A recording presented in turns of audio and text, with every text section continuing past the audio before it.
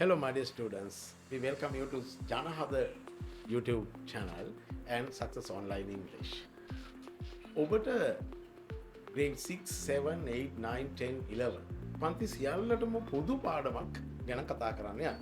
ඉතින් ඔබ වාසනාවන්තයි මේ විදිහේ පැහැදිලි පාඩම් මාලාවක් සඳහා නොමිලේ සම්බන්ධ වීමට ලැබීම. ඒ නිසා ඔබ YouTube channel එක හරහා සම්බන්ධ වෙමින් ඒ නිතර subscribe කරමින් අලුත් වීඩියෝ බලමින් ඔබට භාෂාව හදාරන්නට ඉගෙන ගන්නට ඒ වගේම විභාග ලකුණු වැඩි කරගන්න පුළුවන්.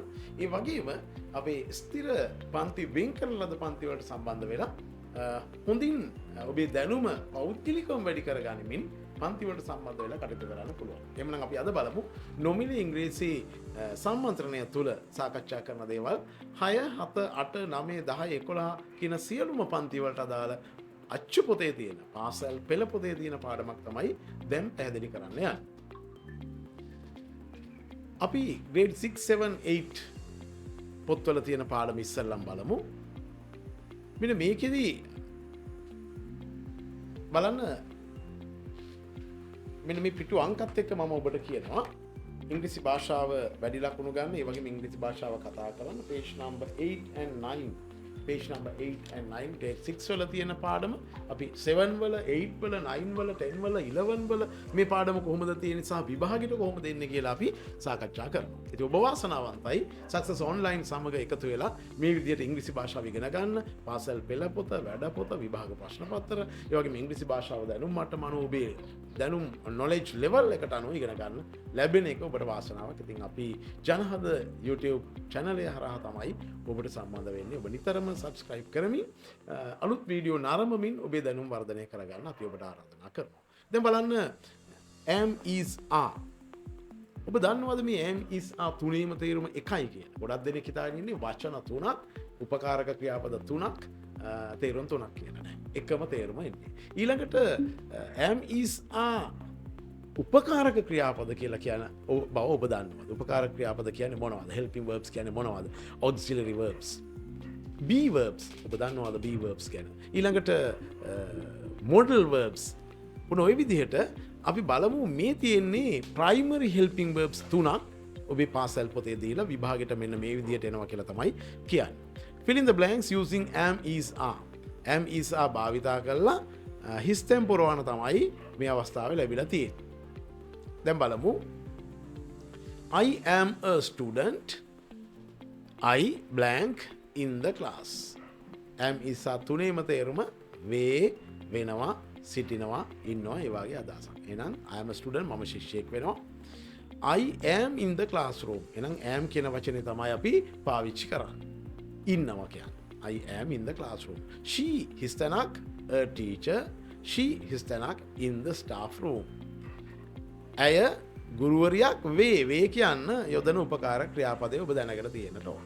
ඊළඟට she හිස්තැනක් in the staff room. staff room කියන්නේ staff එක එකතු වෙලා කටයුතු කරන කාමරය. මේ staff room එකේ ඉන්නවා කියන එක ඉස්සලා අදහස වෙනවා කියන එක, ඒ වගේම දෙවෙනි අදහස ඉන්නවා කියන එක. වෙනවා කියන්නත් is, ඉන්නවා කියන්නත් is. She is a teacher. She is in the staff room. Number 3, she හිස්තැනක් scouts.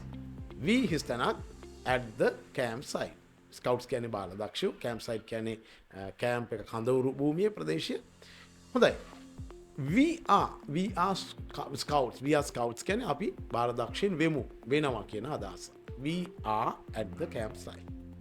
අපි ඉන්නවා. අපි ඉන්නේ කඳවුරු භූමිය තුල. හතරවෙනි එක he හිස්තැනක් Mr. Pereira. He හිස්තැනක් in the office. He ඔහු වෙනවා. Mr. Pereira වේ. එහෙනම් වේ කියන්න is. He is in the office. ඉන්නවා කියන්න is.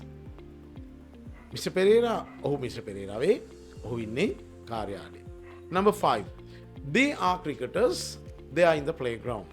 ඔවුන් cricketers ලා වෙනවා. ඔවුන් cricketers ලා cricket තරගකරුවන් වෙති. They are in the playground. ඔවුන් ඉන්නේ ඔවුන් ඉන්නේ playground. සෙල්ලම් පිට්ටේ. 6. You are a good student. ඔබ හොඳ ශිෂ්‍යයෙක්. You are. ඔබ හොඳ ශිෂ්‍යයෙක් වේ. you are doing homeworks. You are doing your homeworks. ඔබ ඔබේ ගෙදර වැඩ කරමින් ඉන්නේ. ඉන්නවා කියන්න ආ. Number 7. It is our library. එය අපේ පුස්තකාලය වේ. It is කියන්නේ වේ. It is එය තියෙන්නේ. It is very quiet in the library. It is very quiet. ඒ කියන්නේ මේ වෙලාවේ බොහොම නිශ්ශබ්දතාවයක් තියෙනවා කියන එක තමයි. Quiet කියන්නේ නිශ්ශබ්දයි. In the library කියන්නේ පුස්තකාලය ඇතුලේ අන්න නිශ්ශබ්දතාවයක් තියෙනවා.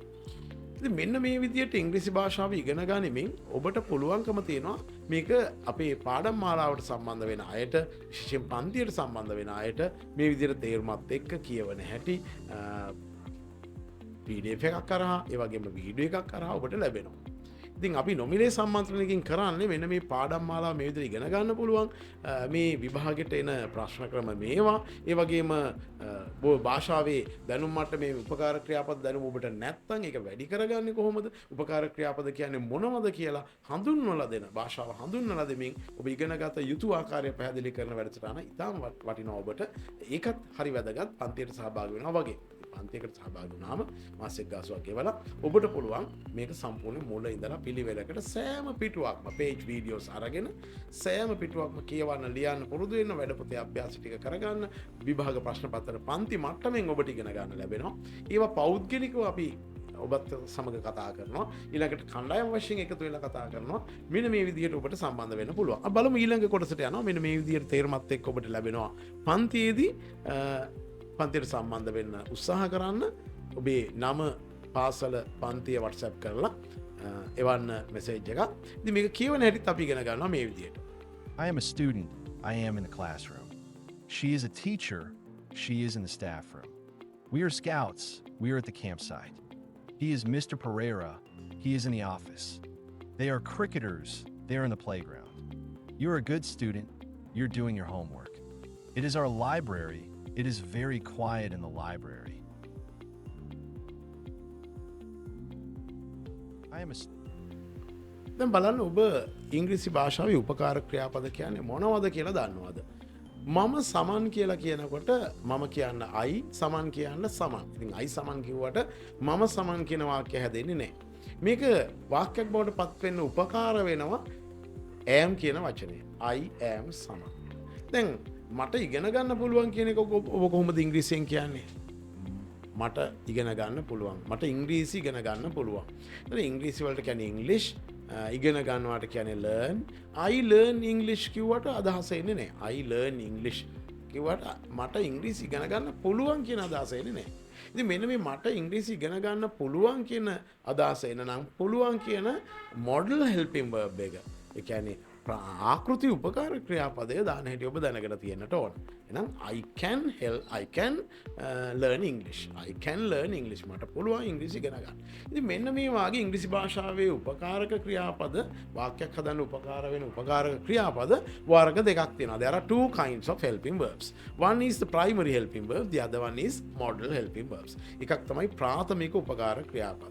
අනික තමයි ආකෘති උපකාරක ක්‍රියාපද. ප්‍රාථමික උපකාර ක්‍රියාපද කියලා කියන්නේ මෙන්න මේ වම් පැත්තේ තියෙන am, is, are, was, were, will be, shall be. ඔබ දන්නවද am, is, are තුනේම තේරුම එකයි. was, were දෙකේම තේරුම එකයි.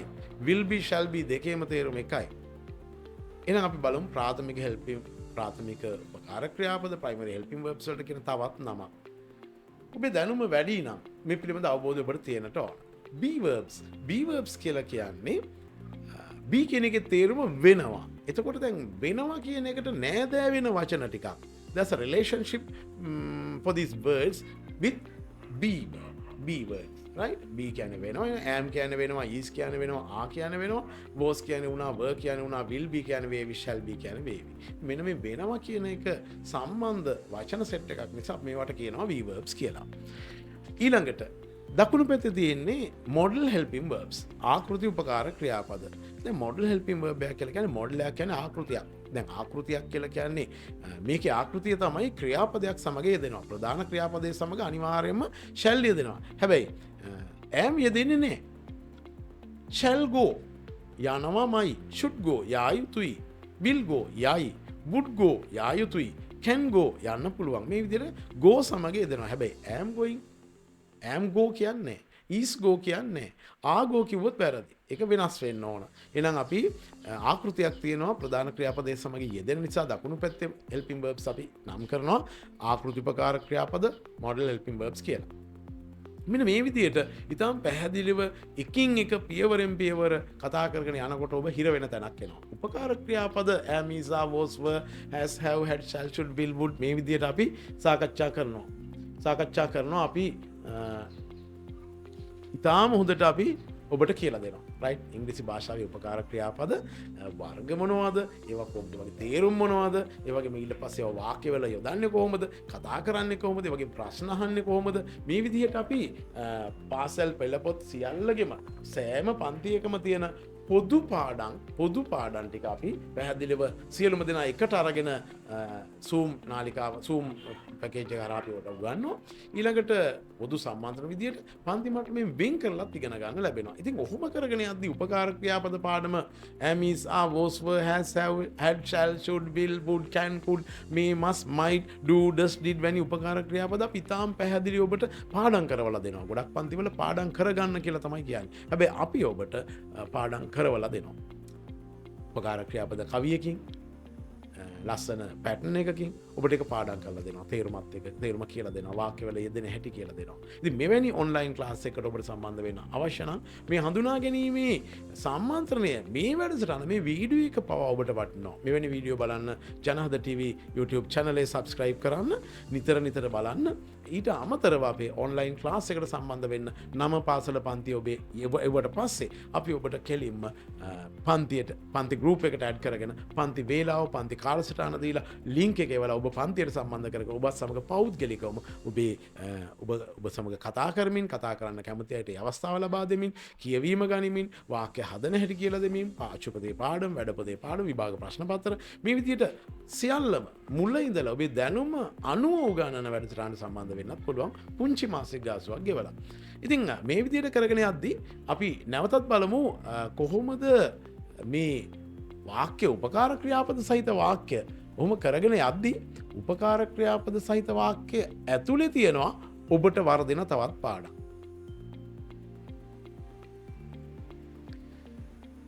මේ බලන්න ඔබේ අච්චුපොතේ විශේෂයෙන්ම grade 6 වල අච්චුපොතේ page number 24 වෙනි පිටුව බලන්න.